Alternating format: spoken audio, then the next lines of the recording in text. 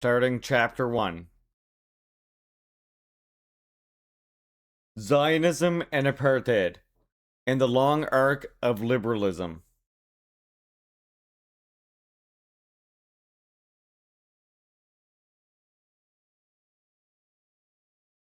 On December 29th, 2023, South Africa filed an 84-page case at the International Court of Justice, ICJ, accusing Israel of violating the 1984 Genocide Convention during its war in Gaza.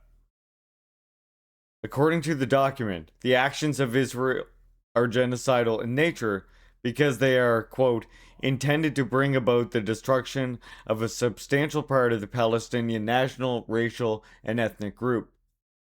That being the part of the Palestinian group in the Gaza Strip. Palestinians in Gaza, quote unquote. South Africa versus Israel. Application of the Convention on the Prevention and Punishment of the Crime of Genocide in the Gaza Strip from the International Court of Justice, December 29, 2023. Whereas Israel claims it is engaged in a morally exemplary war of national self-defense against a barbaric horde of radical Islamists. South Africa exits the net of ideological narratives to foreground the physical and mental destruction. South Africa exits the net of ideological narratives to the foreground the physical and mental destruction imposed upon Palestinians. The grandeur of a modern myth, a lawful state against lawless terrorists, is exploded into pieces of corporal reality. The annihilation of native bodies that guides the Zionist war machine. A political divide emerges here. The metaphysics of dominant narratives versus the physics of the oppressed. Ideological narratives practiced by status quoist powers are lubricated by the stemless, interlocking flow of discursive terms. Israelis are a perfectly cohesive group embodying the spirit of democracy in a land surrounded by medievalism of an equally cohesive, uncivilized race. There is no need for practical critique, quote unquote, for the generative task of politics. Politics is functional only when collective interests need to be debated and dissected through the antagonistic interaction of historically situated actors. The metaphysics of ruling class narratives dispenses with the necessity of practical critique. The lines of conflict are already given in the discursive neatness of well-defined groups. There can be no question of criticizing Israel and celebrating Hamas, because the demarcations of struggle are etched into the inner spirituality of humanity, into what an Israeli government article calls the sanctity of human life, from the Ministry of Foreign Affairs of Israel. The physics of the oppressed, on the other hand, starts with a situation where there is no pre-established spirit that can guarantee the sanctity of human life. One has to stand amidst the rubble of bodies and buildings, attentive to the frayed edges of bombed memories and blood-stained belongings. This discursive flow of Zionist confidence in a self-professed democracy is interrupted by the material remains of Palestinian reality. A reality that is under constant siege by Israeli colonialists. This is the situation one begins with. A group experiencing intense subjugation to a systematically organized drive for control and power. The insistence of a permanently suppressed, colonized reality questions the integrity of the worldview that is preached by the establishment. How to reconcile the dismembered body of a Palestinian child with the moral magnificence of Israel? Can the claim to self-defense function as an absorptive narrative, incorporating all annihilated, colonized corporal realities into the sanctity of human life? The cognitive dissonance that results from this comparison creates leakages in the ideological absorptivity of colonial hegemony. There is no human life whose sanctity one has to protect from the violence of the uncivilized. Any life has to be created anew through a painstaking critique of the reality that faces it. The reality that confronts us is constituted by the overwhelming brutality of the Zionist colonial project. Dismantling this colonial order is the first step in emancipating human life. That's why South Africa's legal document says that the acts of destruction are all attributable to Israel. See South Africa versus Israel, ICJ Part 1. This is a surprising statement for the liberal worldview that regulates public discourse. Wasn't it Hamas that disregarded the norms of civilization by launching Operation Alaska Flood? Isn't Israel justified in attempting to restitute this norm through its ongoing war? This viewpoint is analytically viable only if one begins with the presupposition of a civilization, spirit, human life that needs to be guarded from a death-obsessed enemy. However, if there are no pre-existing human life that requires maintenance from us, then no clear normative lines can be drawn.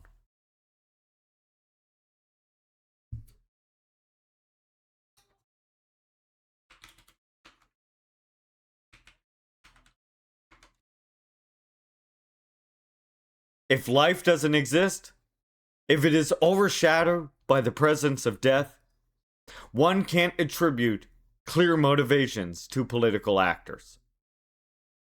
Israel doesn't preach life. Palestine doesn't preach death. Both life and death have to be constructed through a co-constructive dynamic. By inflicting damage on the colonial war machine, Palestinian revolutionaries strengthen indigenous political autonomy, thus creating the social preconditions for a future life. Living is not an ethical spirit that can be monopolized by Israel. Rather, it is a function of politics, forged in the crucible of historical defeats and victories. As Nadia Bo-Ali puts it, what does it really mean to be alive?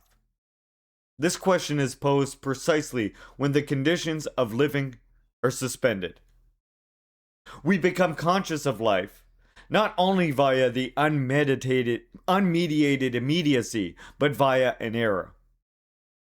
A shortcoming, a limit that is imposed on living. Living is only unthinkable when it ceases to be an object to be apprehended.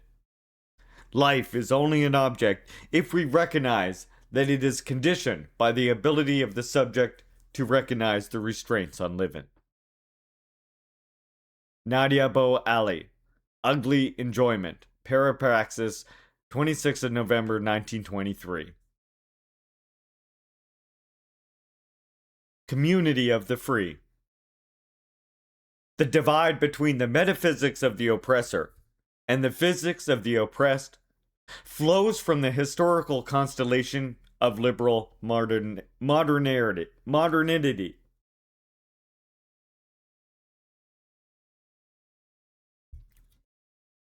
Liberal modernity, self-narration, consists of an idealist myth of origins. A group of European and Euro-American white men started preaching universalist principles that later became embodied in the global structure of modern states and civil society. An inner logic, of modernity is supposed to account for all the subsequent transformative social, political, and economic movements that humanity has witnessed. Ann Phillips, Gender and Modernity. Political Theory 46, number 6, 2018. If any upheaval takes place in any society, it can be attributed to the restless desire for freedom that is constitutive of modernity's inner logic. Against this idealist myth, one has to situate liberal modernity. Modernity. I hate this word. Modernity. Modernity.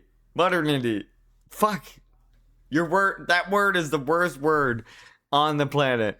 Liberal modernity in the context of the capitalist mode of production. Modernity. I hate it. It's modernity. It's the word modernity. Thank you. It all gets caught up in my mouth parts. Modernity.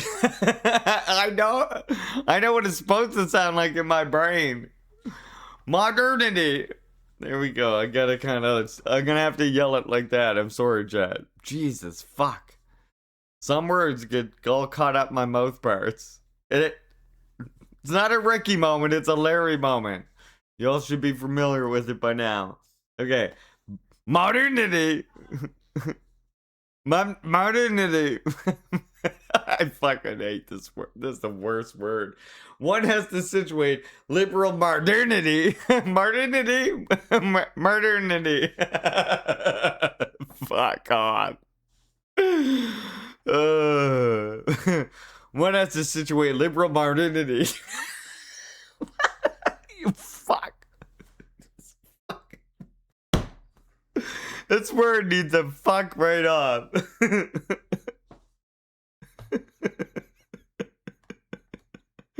I fucking hate this word, Chad. You don't even understand. Okay. Modernity. Modernity. Modernity. You gotta stop saying this fucking word. All right, here we go. One has to sit again. I'll start this sentence over. Against this idealist myth, one has to situate liberal modernity in the context of capitalist mode of production. It is capitalism that breaks the stasis of traditional formations by organizing production around market competition rather than fixed norms. In pre-capitalist social formations, individual labor is consciously directed towards the fulfillment of social needs that have been determined in a concrete manner before the initiation of the production process. See? G-string knows it's not easy to say. As Andrea Ricky notes, individual labor is always and exclusively concrete labor. The producer of specific use values corresponding to the socially assigned task to each individual worker and intended for socially predetermined specific consumers. Andrea Ricky, Value and Unequal Exchange in International Trade. The Geography of Global Capitalist Exploitation, London, New York, Routledge, 2021. Insofar as labor is coordinated according to pre-given symbolic codes, there is no basis for equality. People are defined by the kinds of labor that they perform. For example, a blacksmith in a feudal village would be responsible for creating and repairing tools, weapons, or horseshoes from the lord and the local peasants. The blacksmith's labor was not interchangeable with that of a farmer or a miller. His role and identity were bound by his socially assigned task, and his work was intended for specific, predetermined consumers within the manor system. The labor was concrete, producing use values, e.g., tools or weapons, for those directly tied to his social position. reinforcing a system in which individuals were defined by the labor they performed. Because roles were so tightly linked to specific tasks and functions, there was no room for equality in this system. People were born into their roles and defined by the work they did, whether as a serf, blacksmith, or noble, and each position tied to a specific need of the manor and society's broader symbolic codes.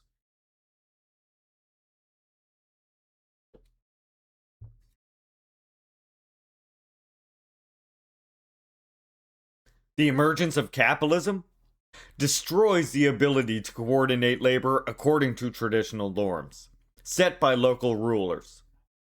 In the market, it is impossible to determine before exchange the quantity of individual labor that will be socially exchanged in the form of money. As Karl Marx states, a priori, no conscious social regulation of production takes place, and the social character of labor asserts itself only as a blindly operating average. From Karl Marx, Marx to Ludwig Erckmann, April 6, 1868, and J.S. Allen, P.S. Fauner, D.J. Struick, and W.W. Weinstein editions. Marx and Engels Collected Works, Volume 43.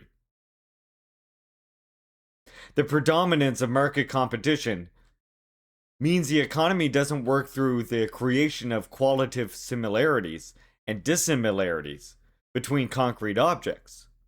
Rather, it operates according to the quantitative calculus of the capitalist market. Whatever fetches the greatest profit in an arena of competing capitalists is produced and distributed.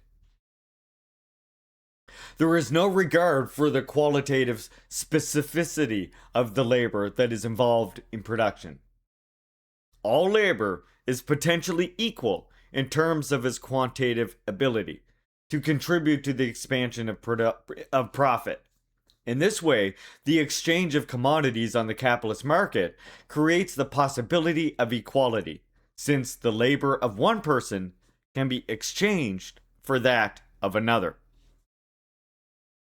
Marx writes, quote, "The secret of the expression of value, namely that all kinds of labor are equal and equivalent, because, and so far as they are human labor in general, cannot be deciphered until the notion of human equality has already acquired the fixicity of a popular prejudice. This, however, is possible only in a society in which the great mass of the produce of labor takes the form of commodities, in which, consequently, the dominant relation between man and man is that of owners of commodities." Karl Marx, Capital, A Critique of Political Economy. The Process of Capitalist Production. From the International Publishers, 1867, page 40.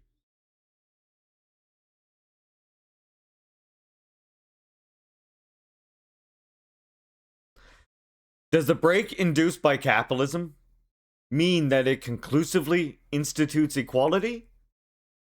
The rise of capitalism in the West didn't solidify equality as a popular prejudice.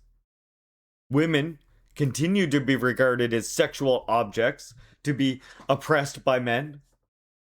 Colonized people were treated with naked brutality by self-assured colonizers. Workers were inferiorized on account of their impoverished class status. The persistence of inequalities demonstrates that there was no natural transition to modernity.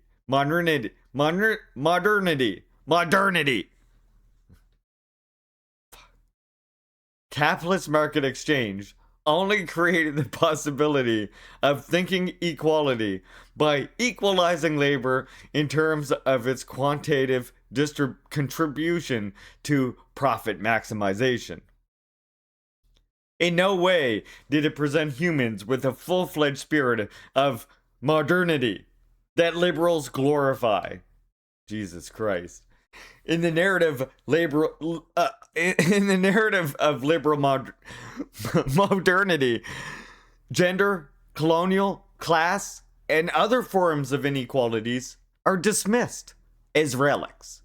That the spirit of humanity has constantly transcended in its increasing inclusive march of progress. But the materialist contextualization of modern ideas in the structure of capitalism demonstrates that the thought of equality emerged under specific conditions with no inherent guarantee of normative generalization.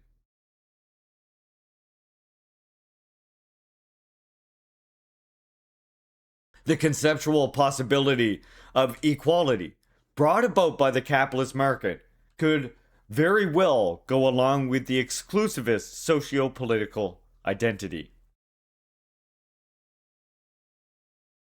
Equality could function as the equality of a certain commodity of individual.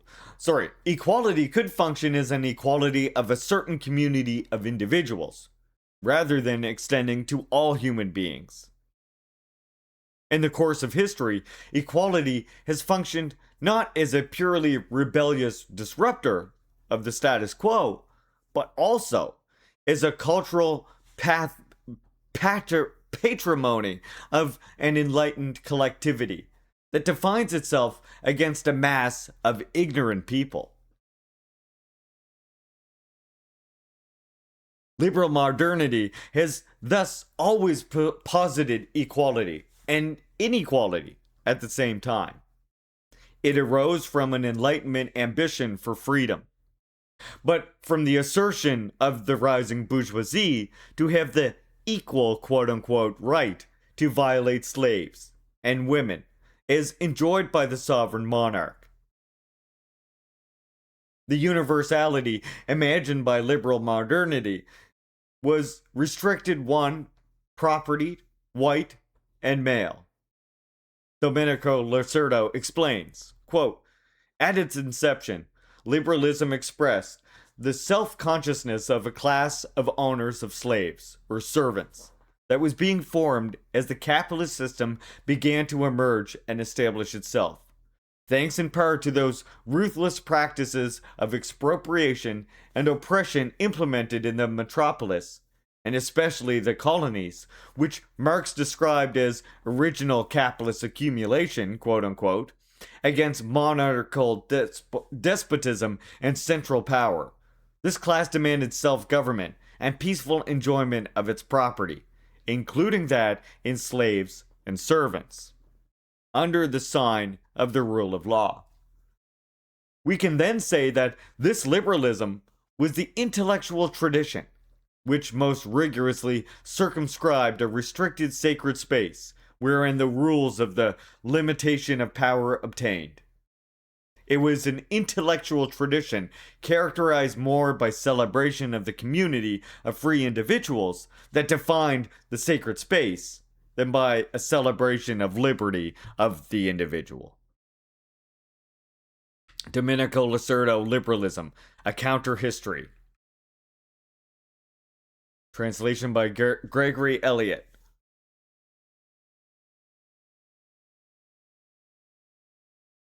Consider the slogan of the rebel American colonists. Quote, we won't be their black.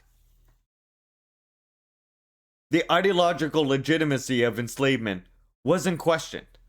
What was questioned was the harm that Britain was doing by treating American settlers as if they were black people. Quote unquote. Instead of being treated as such, American settlers also wished to enjoy the freedom to enslave enjoyed by the British. As Lacerda says, quote, precisely because they established a marked superiority over blacks and redskins, the colonists felt themselves completely equal to gentlemen and property owners residing in London and demanded that such equality be recognized and consecrated at every level. Again, Liberalism and Counter History. He thus asks whether the quote movement of the political emancipation by a section of the white settlers against control from England, unquote, should be considered a genuine revolution or a reactionary slaveholders' rebellion. Same book, Liberalism, a Counter History. So look at that. What's interesting about reading this here is that we see from this book here that this person, Yanis Iqbal, and Domenico Lacerda as well, in fact, that they both seem to agree. Or at least that seems to be what they hint to, that they agree with Gerald Horne, that the American Revolution was not a genuine revolution, but a counter-revolution. So in this sense, the ACP goes against the entire trend and the entire scientific analysis of the American counter-revolution of 1776. Just an interesting thing to note here, I think. Allow me to continue. The American Revolution, 1775, 1783, is traditionally viewed as a fight for independence and self-governance by American colonists against British imperial control. However, Lacerda challenges this view by suggesting that for certain settlers, particularly in the South, the revolution had reactionary motives, rather than purely a struggle for freedom or democracy. Settlers saw it as an opportunity to solidify regional power, particularly those who were part of the slaveholding class. With British interference removed and a weak central government established under the Articles of Confederation, Southern slaveholders had fewer barriers to expanding their regional dominance. The British, particularly after the Somerset case in 1772, which ruled that slavery was not recognized under English law, were increasingly viewed as opponents of slavery. Additionally, some of their colonial policies provided protections to indigenous peoples by limiting settler expansion. The British had made efforts such as the Royal Proclamation of 1763 to limit colonial expansion into native lands west of the Appalachian Mountains, angering many settlers who sought to expand westward. The revolution, then, was driven partly by a desire to break free from these limitations, allowing settlers to seize more indigenous land. Other historians, such as Gerald Horne, have made a more detailed exposition of this argument in works like The Counter-Revolution of 1776, which, by the way, you can find a read-through of on my YouTube channel right here. Just look for the playlist. The historical contextualization of liberal modernity reveals that it was more dedicated to the preservation of the community of the free than to any genuine spirit of freedom. Rational, enlightened people were constituted as a sacred space whose boundaries had to be guarded from the profane space of unenlightened barbarians. This brings us back to the divide between the metaphysics of the ruling class ideology and the physics of the oppressed. Whereas liberal modernity portrays the uninterrupted expansion of a spirit of freedom, a counter-hegemonic perspective reveals how such a spirit is delimited by the sharpness of spatial barriers. In The Wretched of the Earth, Frantz Fanon incisively outlined these sharp spatial divisions through a comparison of the settler's town and the native town. The settler's town is a hub of stone and steel, reflecting the stability and the permanence that accompanies colonial power. That's from Frantz Fanon, The Wretched of the Earth. Constance Farragon, New York Grove Press, 1963. Brightly lit, the town remains unaware of the dark recesses. No garbage lies in the I've open. got some literature in my car that will change your whole way of thinking. Thank you, Gustam, for the resubby. Appreciate that, comrade. Your support means a ton. Brightly lit, the town remains unaware of the dark recesses. No garbage lies in the open. Streets are free from holes or stones. The elimination of any form of unevenness manifests itself in the form of the settler's feet, which are always shielded by sturdy shoes. This is the community of the free. The settler's town is a well-fed town, an easygoing town. Its belly is always full of good things. The settler's town is a town of white people, of foreigners.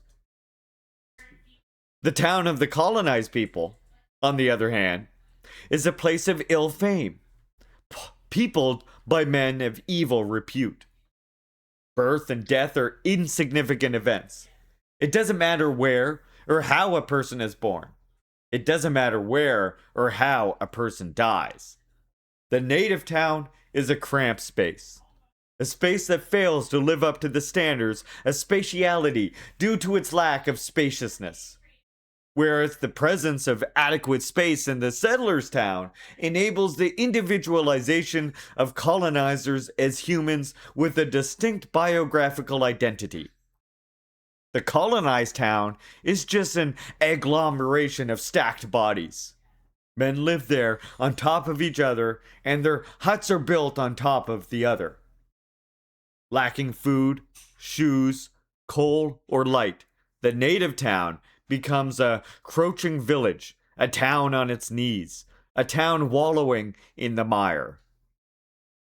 The community of the free gives way to the profanity of a strange space that is not able to stand erect, constantly bowing to the confidence of the settler's town.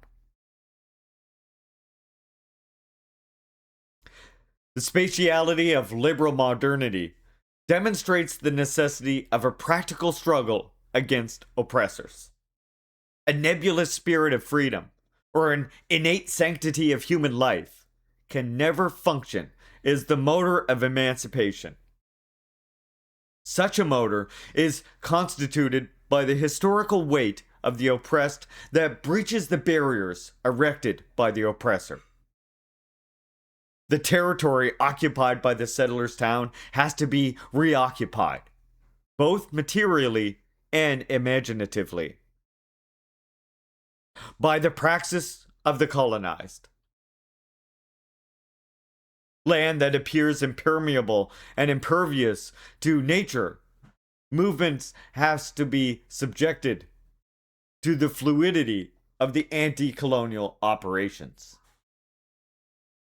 Soil has to become permeable, breaking out of the confinement of colonial demarcations. Operation Alaska Flood performed precisely this praxis of permeability by breaking down the infrastructure of Israeli security. Rawan Masri writes, quote, "From the moment those fighters flew in on paramotors, disrupting the parallel reality that was this music festival, they accomplished something profound. One might wonder what it felt like for these fighters to see a party just outside where they have been trapped under a suffocating blockade. They reimagined their relation to the land not as something in the distance, but as a tangible place for them to set foot on. They entered the rest of their homeland not through a checkpoint, hoping to be granted a permit, but as a force to be reckoned with. They were autonomous, enacting their will by force against this population of heavily militarized settlers, the very vast majority of whom have served, quote unquote, or are currently in the Israeli military, where careers are made out of Palestinian suffering and death. That moment when a Palestinian, for once, bulldozer, took down the fence was decolonization in practice. That fence and the snipers behind it, defending the settler colonial order, were overcome. Unquote. Rawan Masri. Operation Alaska Flood was an act of decolonization. Mondowis, 13th of October 2023. Hi. Everybody say hi to my wife. Here's on.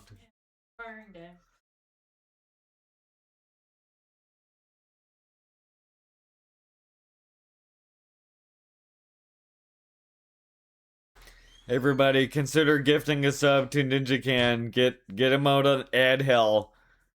Contribute to helping out the Larry stream. And please think about direct donations to go towards our little old kitty Mimis. This book is fire so far. I love that it's quoting Domenico Lacerdo at length. Specifically, a book that some of our friends on the left were trying to tell me would be ACP adjacent or something, which I find to be laughable. As I'm reading, as I've skimmed through that book of Domenico Lacerdo and reading every quote that I'm seeing from it in here, it literally demonstrates the opposite. That it's fighting against the Western Marxists that all true Marxist Leninists in the West should be fighting against. If we want to see not just land back, but revolution at all be possible here.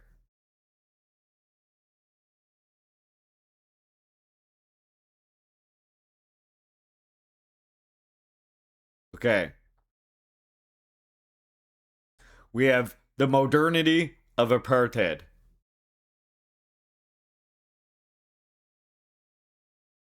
Yeah, exactly, Chimera. Which is why it annoys me, and I realized I was in the wrong place very quickly, even though that was somewhat of a hard break, given some of the comrades there are they're the decolonial Marxists, but it's why I do mention that itself can be a dog whistle. It doesn't mean that we're against decolonization, but there is a strain of decolonial theory that is meant to literally take the whole fight out of land back. And we can't ignore that. And again, coming back to it, that's part of what's so insidious about the ACP is they in addition serve to toxicify that critique itself. Anyway, let us continue. The next part, the modernity of apartheid. When political struggles are analyzed in terms of the resistance to the spatiality of oppression, it becomes impossible to construct the fiction of a unified, dynamic, liberal modernity. In order to maintain that fiction, one needs to consider struggles as an embodiment of a prior universal principle. One is supposed to be struggling, not against the historically constructed spatial divisions of liberal modernity, but against relics that scupper the outward march of the spirit of freedom. It is asserted that the spirit of equality preached by modern thinkers has served as a source from which subjugated people have derived resources for their own struggle against inequality. This results in an ideological obesity. Every particular struggle against historical oppressions can be assimilated to the original message of liberal modernity. No historical dynamic remains immune from the all-pervasive spirit of freedom that supposedly animates liberal modernity. Take the example of apartheid. In the liberal consensus that has formed after the downfall of socialist regimes, it is presumed that the end of apartheid was caused by a drive towards democratization.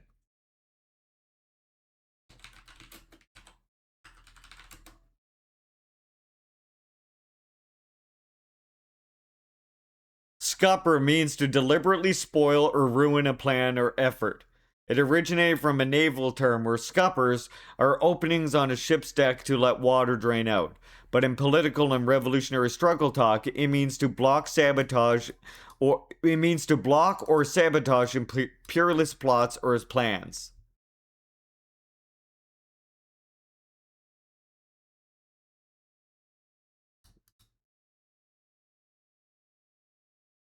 The downfall of apartheid is framed as a conflict between a peaceful, gentle South African crowd and an autocratic party state. Democracy is then joined to the general thesis of modernization, which is represented as the ultimate resolution to all social problems. The responsibility of humanity consists in fighting for the extension of the democratic idea to exceptional pockets of autocracy that continue to remain aloof from what is plainly a universal trend.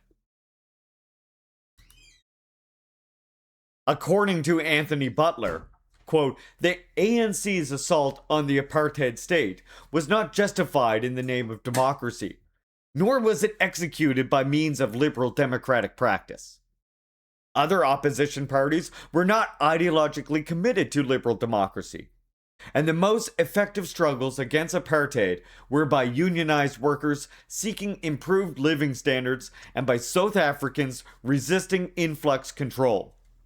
Unquote.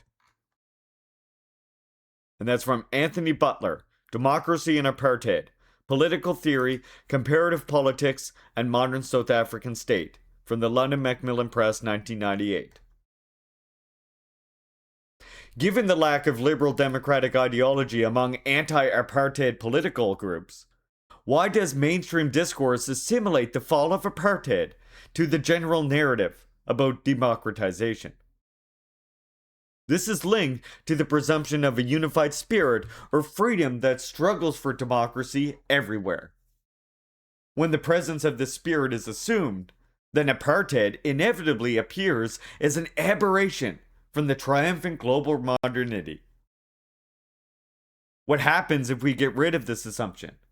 What if liberal modernity is not a coherent logic of freedom, but a historically situated community of the free? This means that apartheid can be analyzed as a component of liberal modernity. Liberal critics argue that racism, or tribalism, rather than modern idea of self-government, was the intellectual foundation for apartheid in South Africa. However, Butler counters this by emphasizing that ethnicity and nationality played a crucial role in shaping identity within the liberal democratic theories of self-government. From the same book, Democracy and Apartheid. Representative democracy hinges on the interconnectedness of collectivity, territory, and agency. Collectivity embodies the notion of a nation or people unified by shared identities, traditions, and moral frameworks. This idea is manifested in the modern state, which represents a clearly defined territorial entity and acts as a cohesive agency for its citizens.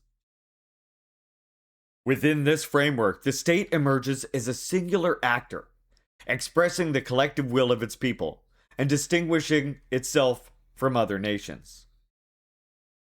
The boundary between the inside of this political community, characterized by belonging, shared resources, mutual obligations, and the outside, filled with strangers and uncertainties, is sharply defined. The inner world of community thrives on stability, security, and economic strength, all rooted in internal legitimacy, which arises from a people's acceptance of their shared identity and way of life.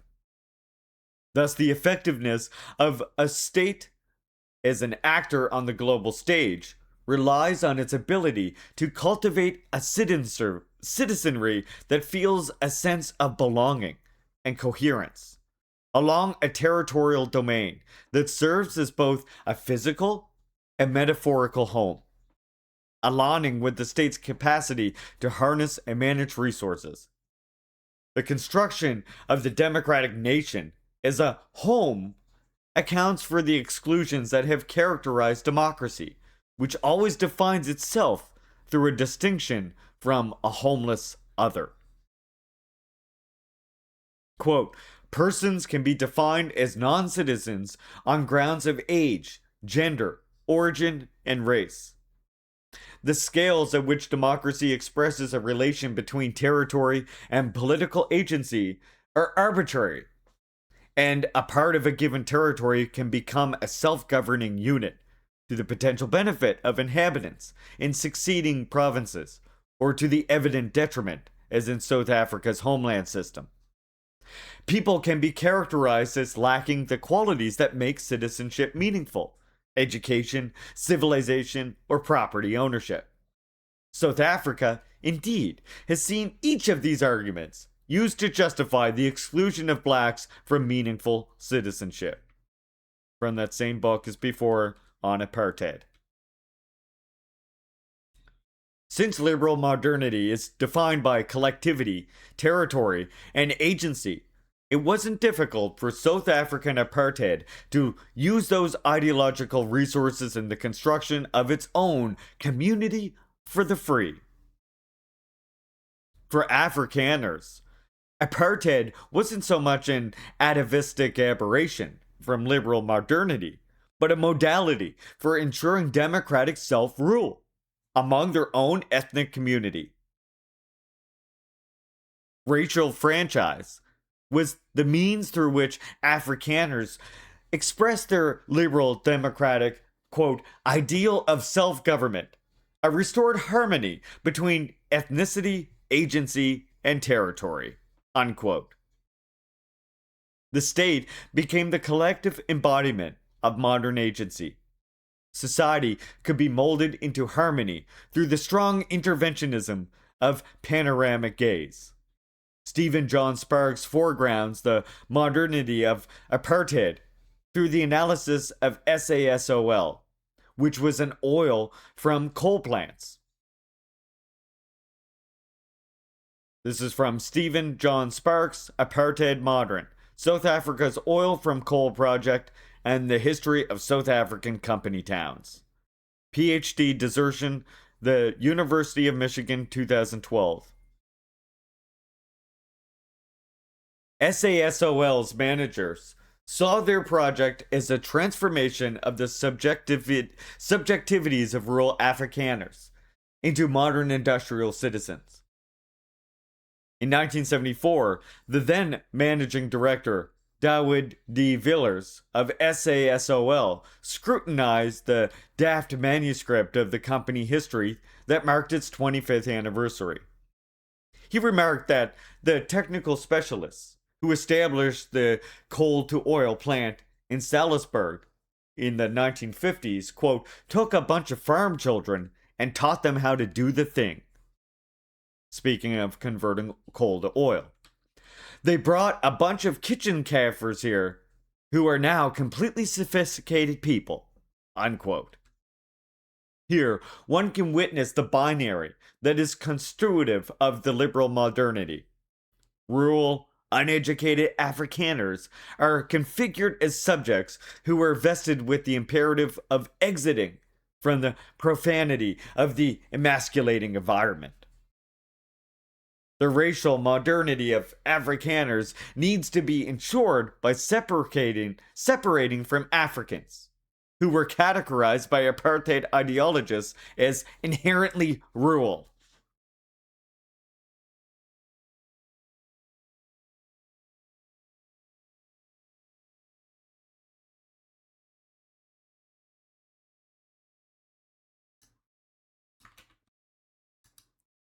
I don't know. I don't really want to ask the bot because it kind of seems like it might be. You know? In the project of this racial modernity, The technical ingenuity of South African engineers was supposed to create an integrated white society. SASOL products would be used by prosperous white people to drive cars, reflecting the fusion of market aspirations with the exclusivism of an ethnic collectivity.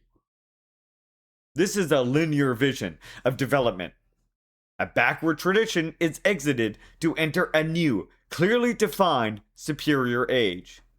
The state plays a crucial role in this linear development, shaping the disorder of society into the order of liberal democratic collectivity, a community of the free.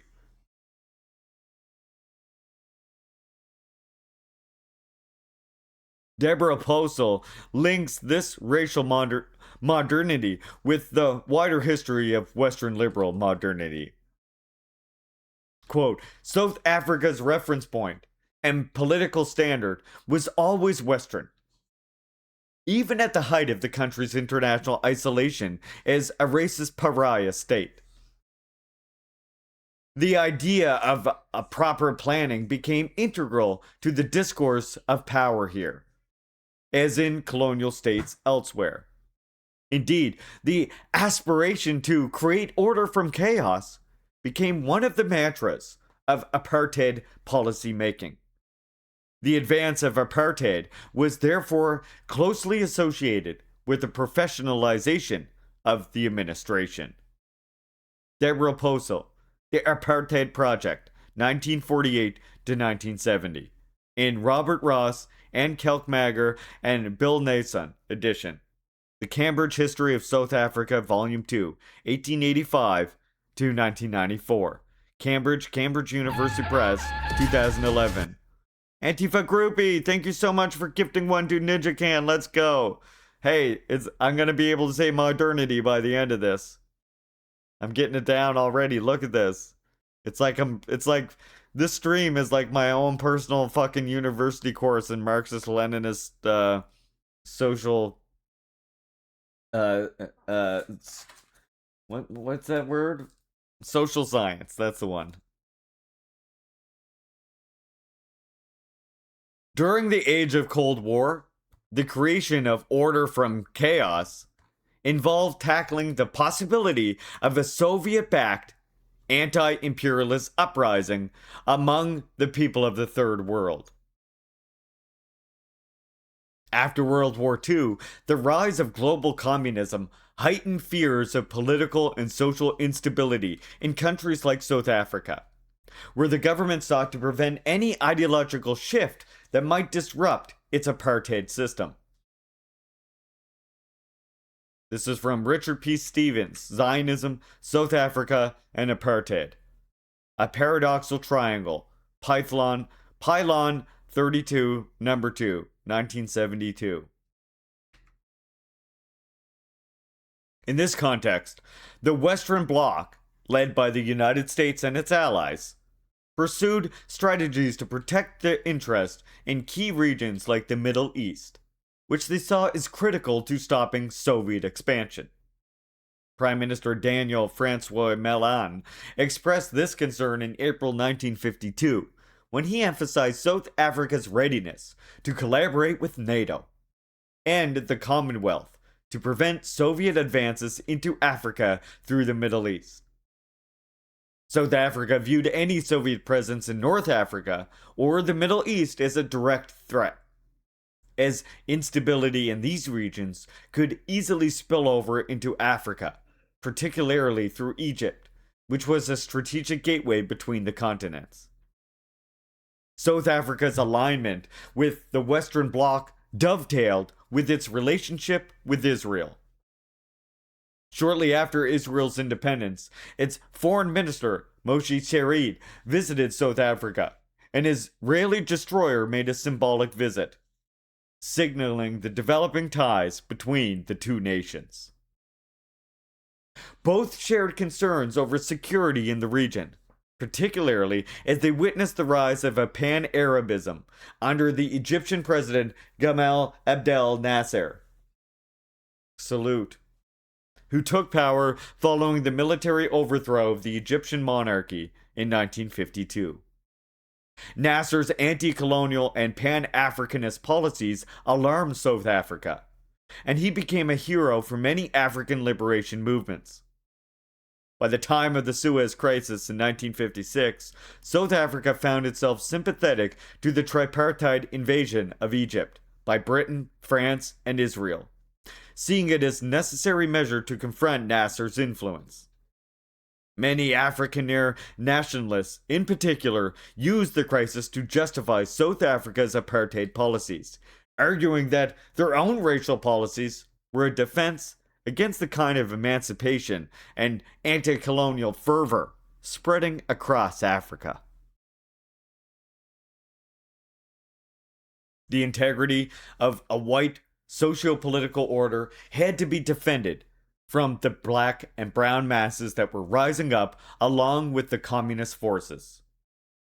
Colonialist obsession with the dangers of communism, anti-imperialism translated into strategy of paranoia in which no dissent would be tolerated. This paranoia continues to structure Israeli politics.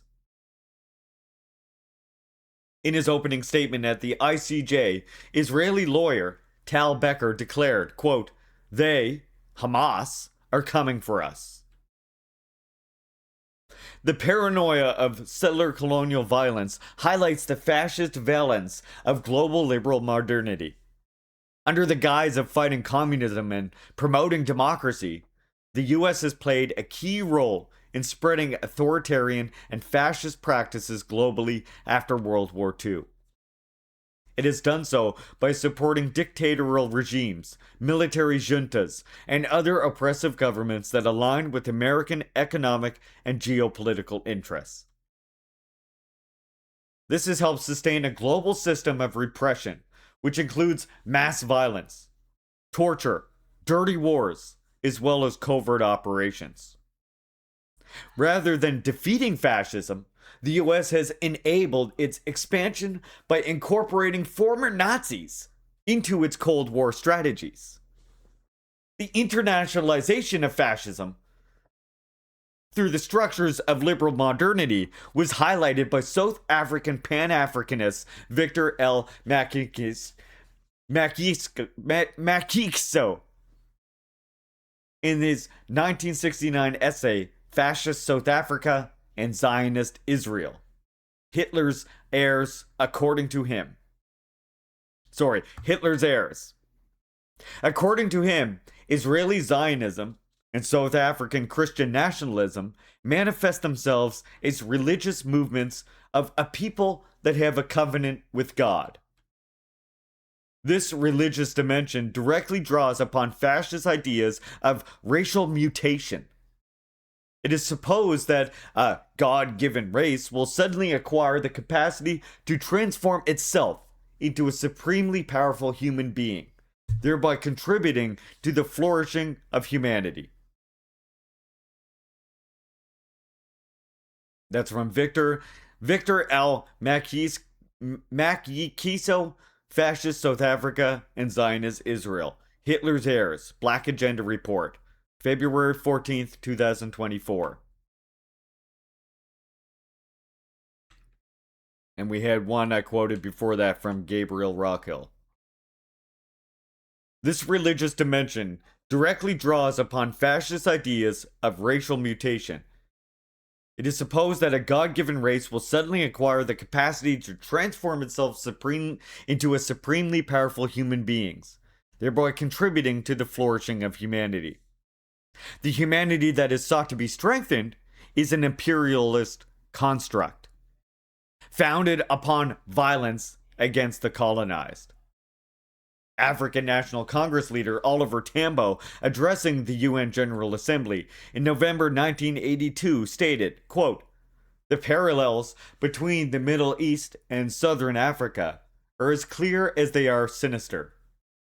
The onslaught of the Lebanon, the massive massacre of Lebanese and Palestinians, the attempt to liquidate the Palestinian Liberation Organization, PLO, and Palestinian people, all of which were enacted with impunity by Israel, have been followed minutely and with unconcealed interest and glee by the Pretoria racist regime, which has designs for perpetrating the same kind of crime in southern Africa, in the expectation that, like Israel, it will be enabled by its allies to get away with murder.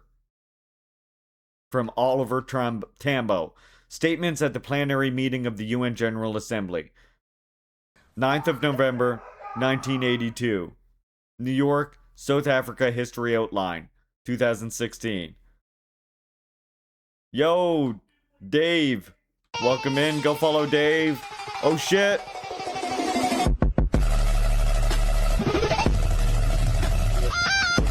Very appropriate. Welcome in, Virgo. Everybody go follow Comrade Virgo. Very appropriate raid alert. Thank you for bringing your community on in here, Comrade Virgo, fellow Tank 2 member. We were just reading Sword in the Neck, a reading of Alaska Flood in the context of anti-imperialist struggle by Yanis Iqbal. Heavily quoting Domenico Lacerdo and many of our other favorites. It's been a damn good read. I believe we're on the last section here, but don't worry, I will be uploading anything you missed onto my YouTube, of course. So I think this is the last section here of this chapter. Zionism as a liberal democratic ideology. The modernity of apartheid demonstrates that liberal democratic ideology is not immune to colonial impulses. When Zionists today foreground the uniqueness of Israel as a beacon of democracy in an otherwise undemocratic Arab world, their claim needs to be traced back to the intellectual construction of the community of the free, involved in liberal modernity. On July 25th, 2024, Israeli Prime Minister Benjamin Netanyahu gave a speech before a joint session of the US Congress. He framed the genocide in Gaza as a, quote, clash between barbarianism and civilization. It's a clash between those who glorify death and those who sanctify life, unquote. This is the classic trope of liberal modernity. The freedom, democracy, life that is defended by the liberal ideologue exists not as a universal dynamic of transformation, but as a clearly delimited object whose possession is threatened by others. Instead of treating life as an indeterminate process that needs to be constructed through historical struggle, it is treated as an already available thing that needs to be protected with determined aggression. In the case of Zionist settler colonialism, Iran's axis of terror functions as the embodiment of death. The community of the free has to be anchored vis-a-vis this otherized enemy. As Netanyahu says, for the forces of civilization to triumph, America and Israel must stand together. Because when we stand together, something very simple happens. We win, they lose.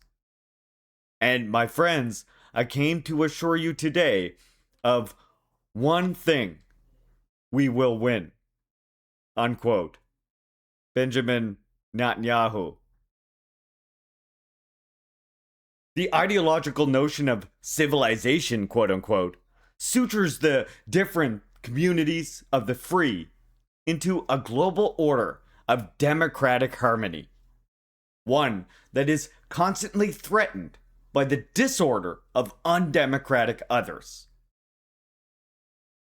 Hamid Dabashi locates this discursive construction of civilization in the West, wherein the rising bourgeoisie use such a universalization abstraction to criticize the dynastic histories of aristocracies, and the religious values of Christian elites.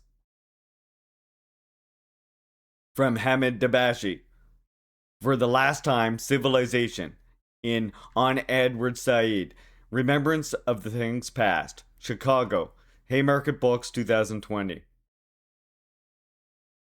This capitalist project began with the establishment of unified nation states and national cultures, and shifted to the civilizational realm as Western economies were faced with the consequence of colonial exploitation. Discrete civilizations in the colonized world, India, Islamic, African, etc., were invented as negative counterpart to Western civilization, whose colonial endeavors were justified as humanizing efforts on the part of the European national economies.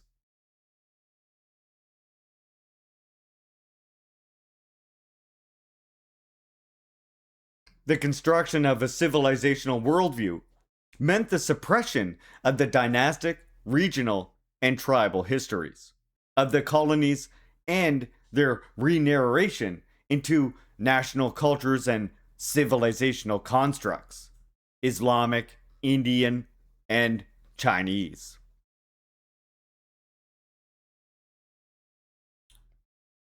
In the context of Zionist settler colonialism, Dabashi's critical genealogy of civilization needs to be supplemented by a political account of the figure of uncivilization.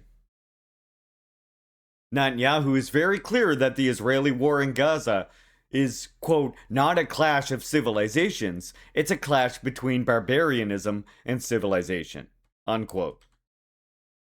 The theater of colonial warfare moves from the binary of superior Western civilization and inferior non-Western civilizations to a more radical binary of civilization and barbarism. This radical binary flows from the foundational opposition that motivates liberal modernity. The sacred space of free people versus the profane space of unfree people. The term civilization reflects the international organicity of this sacred space. The global alliance of freedom paves the way to democracy through its grand conquest over the surrounding environment of uncivilization.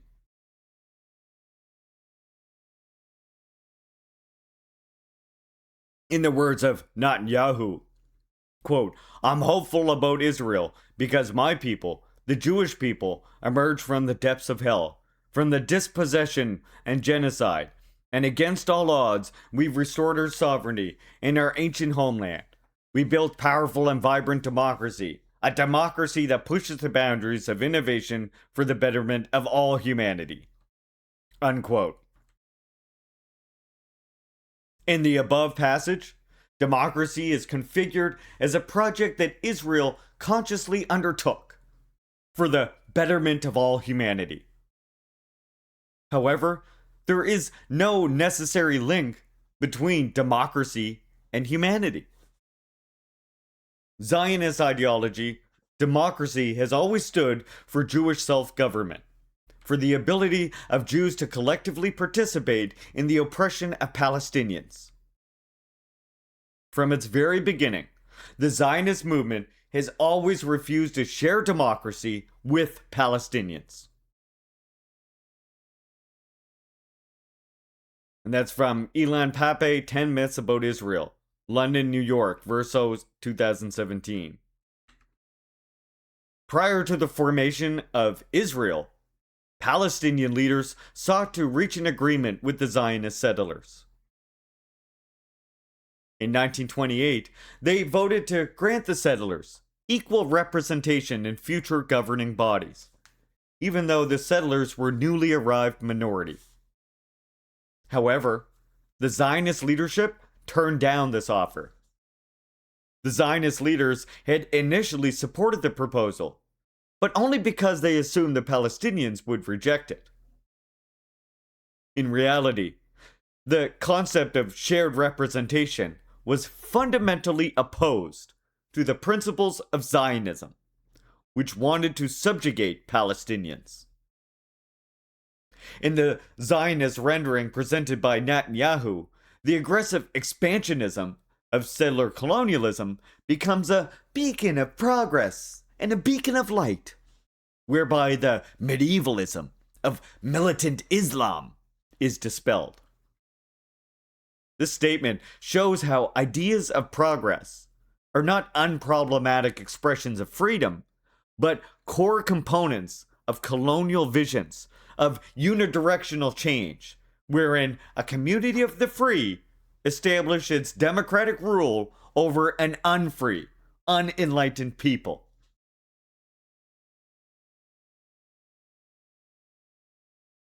The refutation of the humanist pretensions of liberal democratic ideology forces us to look for alternative political concepts.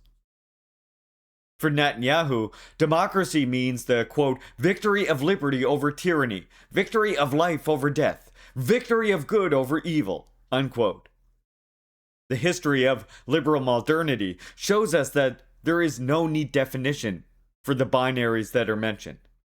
What does liberty mean when it comes to the cost of annihilation of Palestinians? What does life mean when it extrinsically intertwined with the death of Palestinians? Our notions of good and evil need to be reconstructed from the bottom up, taking into account the popular struggle against colonialism and imperialism. This reconstruction must begin by according Operation El Escaflowne the political dignity it deserves. The October 7th attack wasn't an outburst of atavistic anti-Semitism, but a militant act that disrupted the narcissistic self-security of the Zionist state, thus clearing the space for a new life. Amilcar Cabral expresses this anti-colonial vision of freedom eloquently. Quote, at the end of the day, we want the following: concrete and equal possibilities for any child of our land, man or woman, to advance as a human being, to give all of his or her capacity to develop his or her body and spirit in order to be a man or a woman at the height of his or her actual ability. We have to destroy everything that would be against this in our land, comrades. Step by step, one by one, if be necessary. But we have to destroy in order to construct a new life. This is our work, comrades. If you won't understand this, you can't understand anything. Amilcar Cabral, Resistance and Decolonization. Translation by Dan Wood, London, New York, Rowan and Littlefield, 2016. And that brings us to the end of chapter